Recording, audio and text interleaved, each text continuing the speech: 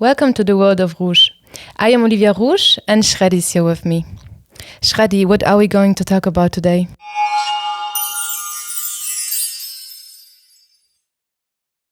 I have a question about observing words and their effect on the psyche. I mean the power of words and how much they affect the person's life. For example, when someone is born into a poor family and vice versa. And since I'm still at the beginning of my journey and have started training myself to monitor my reactions and words, I hope you understand what I mean. Even if it's like Shredy's question and I'm Oliwia, I would like to say something about it. Go for it. Yes, because how I understood the question is the connection between having a certain status and the words or how you articulate yourself. So I think there is like a connection between these both. Because what I see about myself is that sometimes I repeat certain things, certain words, and these words, how I talk, is also connected with my mood and how I might perceive the world. And I can imagine that people that live in a certain status, I mean, doesn't matter if it's like families with less money or more money, they use certain kinds of vocabulary, kinda. And this is also shaping the reality that they're in. So I think it's nice to reflect on how you speak, what do you say, not only to the other people, but also the dialogue between you, yourself. If you shame yourself, if you talk nicely to yourself, if you feel for someone to blame for things, or like if you put yourself in certain roles, like, for example, the role of victim, that, oh, this happened to me again, and this happened to me, and this didn't work out. Or if you try to be like active, like proactive, like when things happen to you, that you try not, you try to stay positive, to look for solutions. And this is already like, to look for solutions is like, okay, what can I do? How can I solve this problem, right? Yeah. So I think there's strong connection between these both. Yeah. I mean, the words that people use are expression.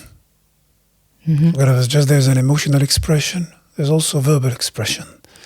And some people, their verbal expression, just like their emotional expression, can be impulsive. And some people can be more responsive. Some people can be reactive, some can be responsive. And the way that they talk, of course, they learn it as habits from family. So someone's growing into a certain family, just like the person said, a poor family. They use a specific vocabulary. Like, we don't have enough money. Save beef. So those words and this terminology strengthens this emotional state of sense of inferiority, of helplessness, perhaps of scarcity. There's never enough. But someone is living in abundance, is already behaving in a certain way and talks in a certain way, and then you see that the verbal is in line with the emotional. Like someone is born into a wealthy family, for example, of course they're not worried about things. So already there's self-confidence that they talk in a certain way. It doesn't mean yet that this person is also emotionally and spiritually rich. He's just born into a family and he's using their vocabulary as a habit. Yeah. It's not like he's a conscious person who was rebuilding everything from zero. No, he's just repeating habits. But those habits are in line with the current state.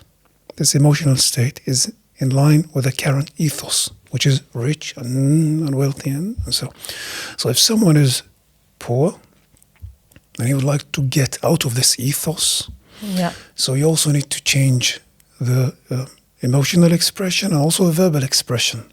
And how big of a task it is, no? If you're surrounded by your family, which might have a vocabulary that is more like scarcity, you said, or like we don't have enough money, or there's not enough, and you try to change your words, you try to change your perception, and then you are in contact with those people, it's like kind of difficult not to fall again and again into this programming, right?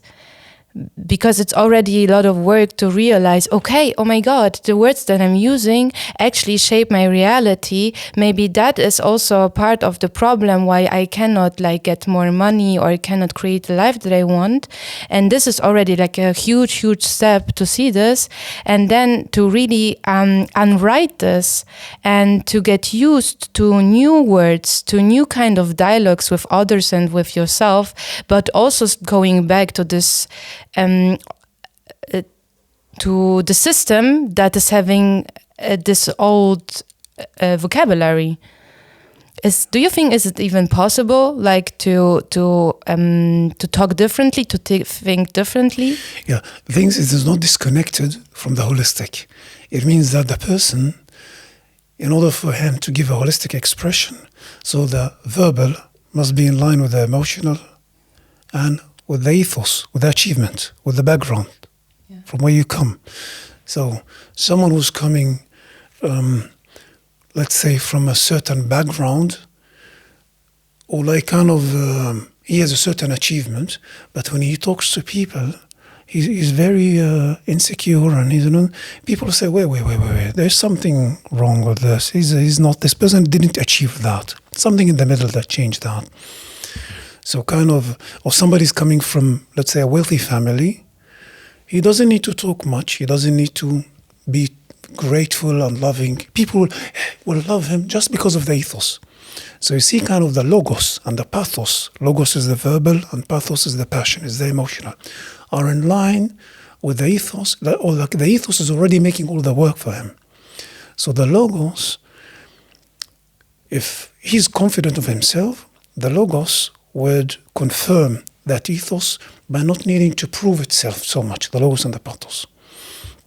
And somebody else might need to do a lot on the verbal, on the emotional, in order to build that ethos. So kind of how people use the language and all the words and in which context, this is dependent on so many things in order to achieve the goal. So this is kind of the holistic expression. Yeah, I got you.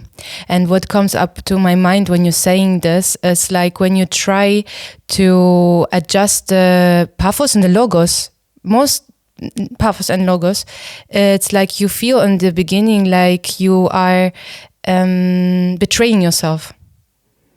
Because you choose different words and you try to have a different emotional state. And my body and my mind, for example, is like very confused sometimes. You're like, is it you? This is not you, how you talk right now or how you feel right now. But there's no other way to build this. You have to walk this new path to create this new identity. Yeah. I mean, again, the transformation is holistic. So someone is built into a rich ethos. He just inherited the wealth. He doesn't have the amount of gratitude and acknowledgement of someone who's actually built it. He took it for granted. He doesn't know what it means to build all that wealth. So you talk to that person, and you don't see the emotional wealth and the spiritual wealth that justify that financial wealth. You say, what's happening? Why this person is so rich but not noble? On the contrary, he's opportunistic. He's respectless. He's not respectful. So kind of say, why? Here is the gap. The ethos is not necessarily means that this person has the emotional state that is in line with that ethos. So kind of in order to be one, holistic, you need to grow and to transform holistically. It will take time. But you cannot talk like verbally, yet you're now very advanced. I'm going to coach about how to make business and you never made business in your life. You're going to teach acting and to teach, you never performed in films in your life. You never performed on stage. Where this comes the confidence? Well, because the German government gives you money.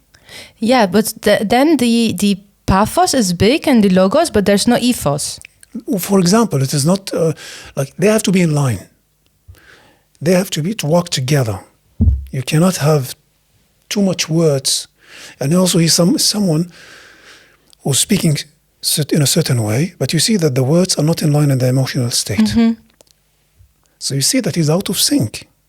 He's not in synchronicity with the holistic.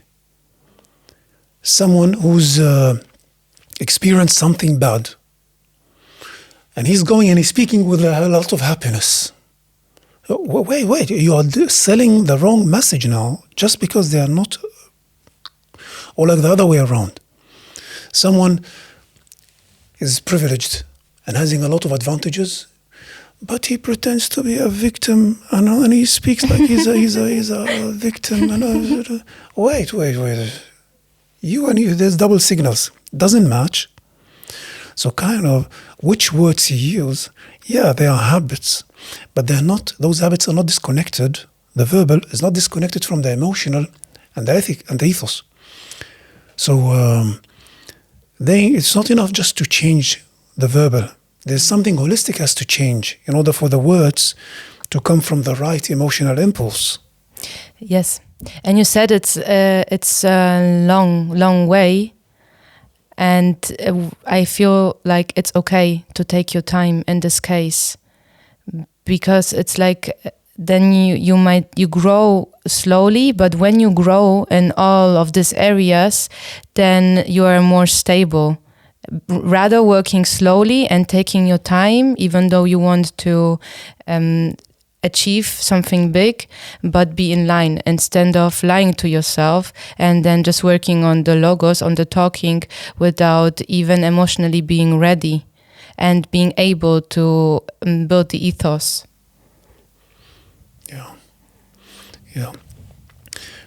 Yeah, this is something that needs holistic transformation. And you cannot make it quickly. It needs to take its time. It's a matter of consistency and a matter of every step has its own challenges. Mm-hmm. Yeah. And if you don't have the ethos, you need to deserve it. It's like there's a stand-up comedian that goes on stage and he's famous. He's just making like this. And all the audience is laughing. He didn't say anything yet. He's already an ethos. He's just looking on the audience and they start laughing. On the other hand, a stand-up comedian who's not famous, he will go on stage and everybody's like this. All of them are testing and all of them are resisting and rejecting to laugh at his jokes in order to test him, because he still has no ethos. He needs to prove himself. He needs to bring the right ethos, the right pathos and the right logos in order to start to build his ethos. They will not laugh. Would you say the beginning is more difficult than later on? It depends. Not every transformation is the same. Not every transformation is the same. Someone, for example, is born into a wealthy family. He has everything that he has. But he doesn't have the right pathos. He doesn't have the empathy and the gratitude and the ability to communicate with others with genuine love, not with opportunistic, predatory tendency, with genuine love. Maybe he inherited the wealth, so his life is easy already, born easy, let's say, financially. But he will not build genuine relationships that are based on love and respect. Also, the people around him would like him because they can access some privileges through him. So it's also not easy for him on the level of the social interaction. Yeah, sure. I'm just asking myself if these people, if they have like this financial stability, would ask themselves ever if they can improve on this pathos level. I have kind of the feeling that the society where we are in, it's sometimes they think it's everything just to have this financial security and that's it. If they enjoy their sicknesses and they enjoy the lack of genuine emotional interaction that is based on love, and they can give up all that, let them enjoy the money on its own, no problem. Yeah. But there is nothing fulfilling. I mean, if you didn't build your ethos with your own hand and you don't live sovereign and in line with the universal values, you'll never be happy. That you can try, you can enjoy your opportunistic tendencies and your wealth. If this is enough for you, enjoy it. But that's why also, why would somebody who's so rich, so wealthy, with cars and villas, why would he feel jealous from Shredy, who's not so wealthy with cars and enjoy? You're having money, enjoy. Why are you so jealous? Shredy having a beautiful wife that he's living with her and has a nice artistic and has a fan base, but he's not a millionaire. You're a millionaire. Why are you jealous from Shredy? You say that money is happiness. Enjoy your happiness. But no, when they start to feel jealous and envy, not for something that we have. They have much more than we have, but from who we are. They feel it. They kind of sense it. Maybe they don't know what it is because they're not so reflected, but they get jealous because they sense it, that you have something they have not and they cannot buy it. Yeah, they have all the privileges, academic privileges, systematic privileges, financial privileges, political privileges. If this brings them happiness, enjoy it. Yeah. Why are you trying to influence my life and try to catch me in the corner every moment in order to sabotage something? Why? You're happy with your life? Enjoy it. But this shows that there is something else. Mm-hmm.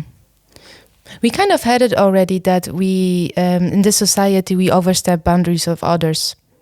And when we feel that we are jealous, instead of getting inspired, we just increase the jealousness and might do like sabotage. Yeah. Yeah, I'm thinking about the fact that you say that if they have money, yeah, and financial, it means that they have everything. And they want to believe that they have everything. But they can believe it, but why sometimes you feel jealous from people who don't have everything. Then you don't have everything. They have much more. It means that those who don't have everything in the world of the materialistic perception, they maybe have something much more than those millionaires. Otherwise, why would they feel jealous of that? Why would they start to make phone calls and to sabotage in the background their work? So their journey would be to find out how they can grow emotionally. Yeah, they need to work on themselves. We know someone who's called Siddhartha, who was a prince. And he realized that all his wealth is not bringing him happiness. He needed to let go of all that and to go into a sovereign journey. And only that sovereign journey brought him what is called enlightenment. Hallelujah. Then everything falls in place. Until then, yeah. Yeah. Okay. What do we have there? Oh, where? On the tablet. On the tablet, okay. Now we have other questions that just before the podcast, I was posting them on Twitter and on Facebook because I asked if someone would like us to talk about something, and I would like to, let's see this question. Okay, this is something that I don't know them, so.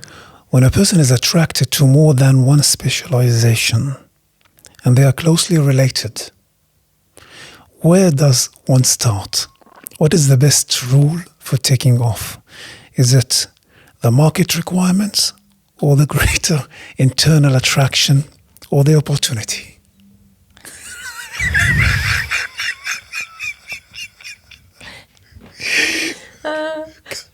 Go for it. Yep. No, Shredy, I need to see the question. Okay, go ahead. Oh man. Okay. Thank you. Okay. I mean, you can maybe explain it into a bit easier words now, no? Okay, like kind of somebody wants to study more than one subject. Okay, like study in a sense of university or like study by yourself? University profession. If you have a specialization, like a profession, where does it start? What did you study at university? Multiculturalism and multilingualism. Okay. That was my study. Okay. So my study was pretty nice because I had a lot of subjects. I had history, I had German, I had Arabic, I had Russian, I had English, I had philosophy, sociology, psychology. Yeah, it was pretty nice. But still, there was something like art that I also wanted to study additionally, and sports, and I couldn't do it. But then I just did it as a hobby. But for me, when I was 10 years ago, I thought, okay, first I do bachelor in this subject, and when I'm done with this, then I do bachelor in this subject, and when I'm done with this, then I do bachelor in this subject. For me, it is and was so difficult to go into one direction only. And also now, artistic-wise, I mean, I sing, I dance, I like acting, I like painting, I like literature. So there's no one thing that I'm only concentrating on. And I think that you can make space for a couple of things. But then it's like kind of the decision, okay, if you want to do everything at once, then you cannot do everything like 100%. If you only dance, then you can dance every day for 3 to 5 to 6 to 7 hours. And you concentrate maybe on one dance style, for example, ballet. You want to become a ballerina. Then you dance every day ballet. Every day for a couple of hours, you think about all the steps, you watch the videos, and you can improve in this direction differently than someone who maybe have like ballet and jazz and hip hop. So maybe they will not improve so fast in each one of these, but they have like an overall improvement and maybe then a different understanding of dance in general. And maybe they can find another dance style because they crossed in different dance styles, you know?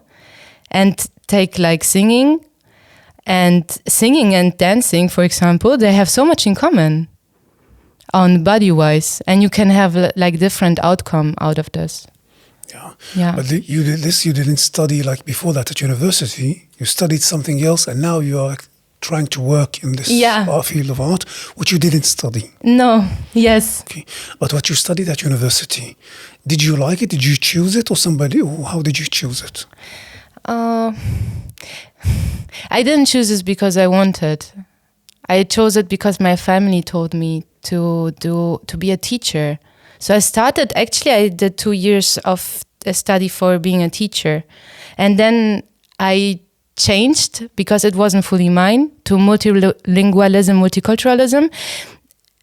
And I don't regret it, even though this is not my passion, I don't regret it, but because I have a multicultural background. So it was more a reflection of how I was raised and the experiences that I did in my life.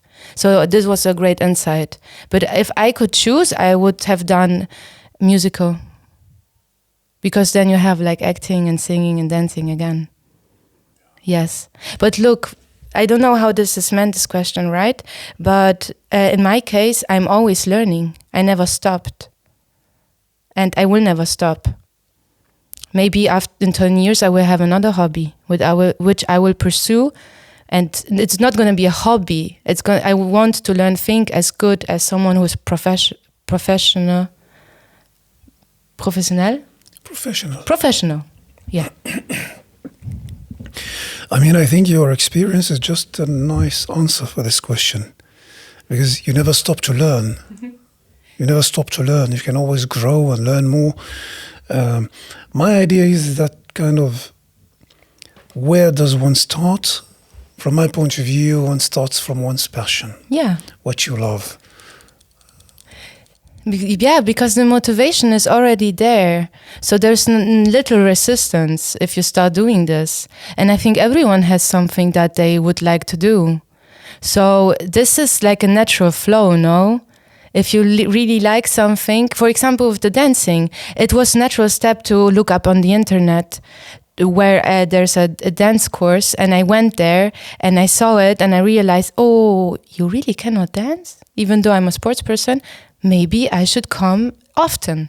And then I started this dancing education for 2.5 years. But it came naturally because it was my passion. And it's okay if the passion kind of fades out, no? Not everything has to stay your whole life your passion. It can change. And when it fades out naturally and another passion comes up, then you can go after it. Yeah, there's also a nice answer. You know, that you keep changing, you keep learning what you learn. And at the end, you take all the things that you learned and you create your own product.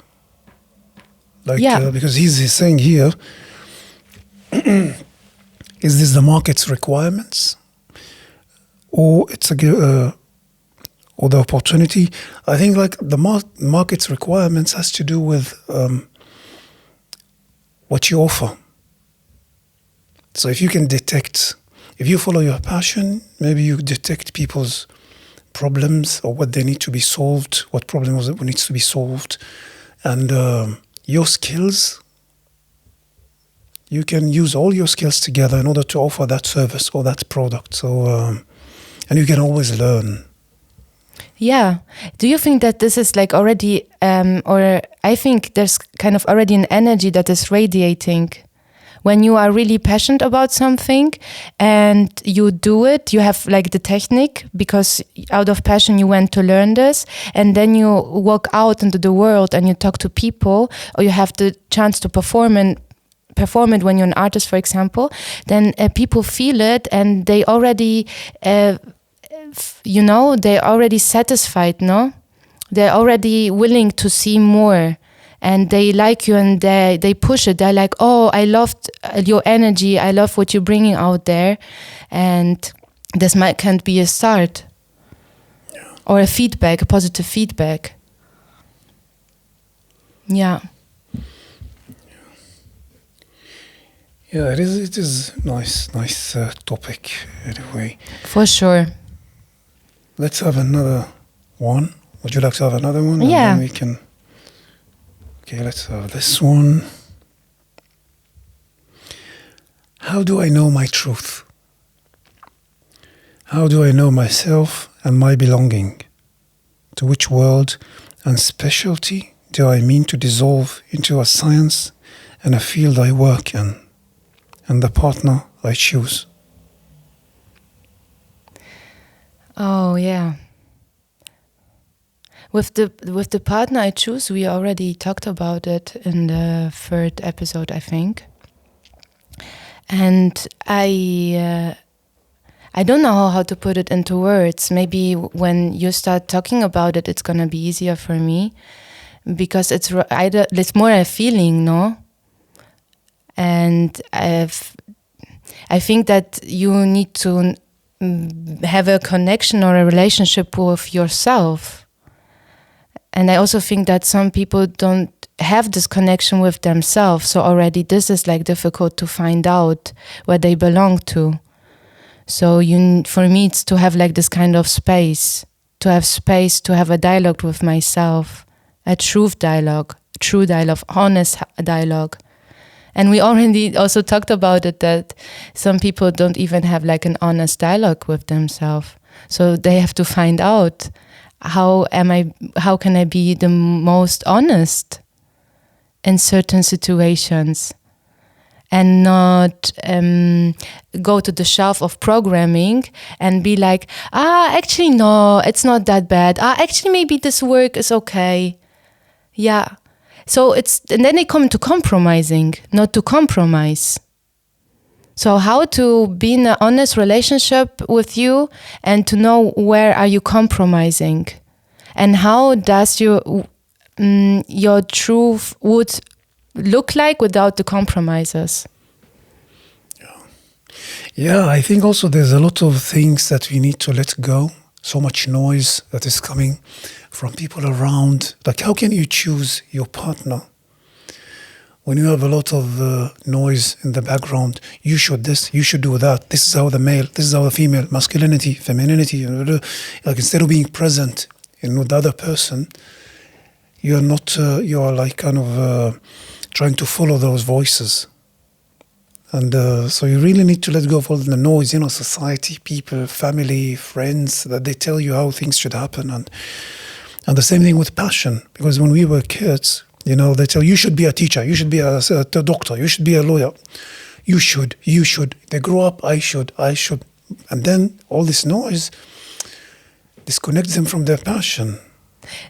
This is so nice that you're saying this. This is connected to the question before, but what I was thinking, that children, when they're born, they already have a passion.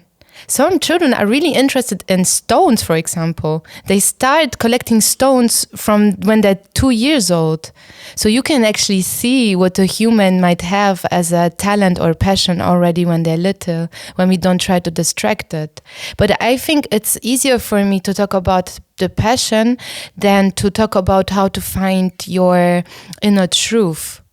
Because if you were programmed to be distracted all the time, how to go and where is the first step? And everyone is so individual. Like if I need space and quiet for myself, maybe it would not work for someone else, no? Yeah, I mean, what works for you works for you. But in order for them to find their truth, they need to have, first of all, like courage. Because you need to shut people down. Many people want to get under your skin and to influence your life. They want to control how you think, how you move. The closest people, I'm not talking now about governments and things like this.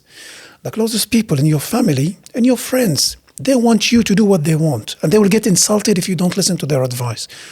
So you need to have the courage to tell people, no, raus. This is already such a big step. Yeah, this is already to have the courage to tell people, no, Raus, I don't take your opinion seriously. Even when they get insulted and even when there's a conflict, can you do that? This is the first step. Because then you take all the noise out and now we can start to work on the vision, like the ability to see the truth. Then you start to ask yourself questions. You start to dig. Two things. What I'm thinking about right now, and it's the first thing with shutting down. Like it's shutting down, but also not allow them to put the shame and the guilt on you, right? Because shutting them down, it's not like they will just shut up and that's it. But there was gonna be a reaction that's negative. Yeah, to not fall into that trap. But second, is it possible to do it yourself? Or do you need another person who is already further to make the journey? Can you do it by yourself? It depends. It depends. Not everyone has the same level of consciousness. It depends. It is, it depends. Okay, yeah. But many people wouldn't. It's almost impossible. It really requires a specific kind of people, like serious warriors, to do this and to stand behind it. And first of all, to realize, okay, there's noise maybe that is distracting me. I think it doesn't feel right what's happening, and then to find out your way, how to silence the voice. For example, shutting down people, and then to overcome your programming and your ego. This is a huge challenge. Yeah. It's also nice what you're saying, because it's not just to shut people down. It is also to overcome your ego. Because sometimes they are right. Sometimes people are right. And people shut them down because of the ego.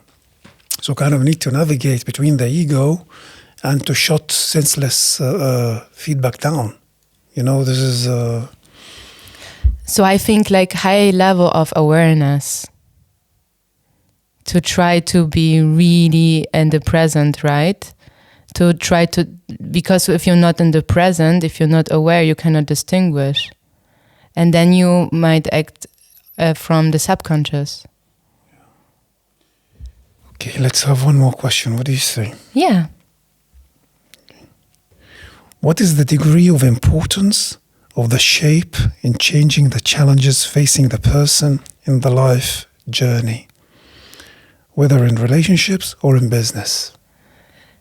Oh man, I didn't understand the question. The shape, like somebody, when you see someone and how they look like, this is what I understand, like the shape of the person.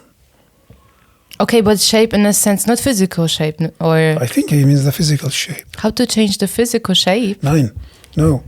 What is he saying? Like, what is the degree of importance? How important is the shape? Okay, but isn't it like to every person is different. I mean, society is pretty rude. So for society, it's the shape of a person is pretty much important. And if you have a good shape, then it's more likely that they will be nice to you and respect you, even though you might be not such a nice person, but they concentrate only on the appearance. So, and for other people, they really have to prove themselves because the shape is not what the society would call like pretty or healthy, or I don't know. But for some people, try to not look only at the appearance. For me, example, I always try to look at the person, their energy and their behavior. But in general, I think society is cruel. Yeah. Such a difficult word to pronounce. Listen, I think that this subject about the shape, what we started to talk about now, it is... we should not waste it on 5 minutes or 3 minutes. Okay. It is something that deserves a whole episode to talk about because there's a lot of things that we can say. That's true. So what do you say if we keep it for the next episode and we talk about it? Yeah. Okay, so now I have to not comment it anymore and just take everything that I think about it to the next one. Do you have something to say? Yeah, because it goes in both directions. Yeah. Like the appearance that might be like super positive, it also doesn't have advantages only. Yeah, but this is an amazing subject. Let's keep it for the next episode, okay? Yeah, for sure. Okay, go. I'm very open. Okay, then let's wrap it up because I think we went through the time that is and then... Okay. Yeah, today we were very fast with the questions, no? But it was very interesting to get the questions from you today. Yeah, it was a lot of fun and very beautiful questions also. Yes. Okay. So thank you very much for your questions. Thank you for being with us. We're very much looking forward for more questions from you. And take care. And take care. How would I say it like so? And take care. And take care.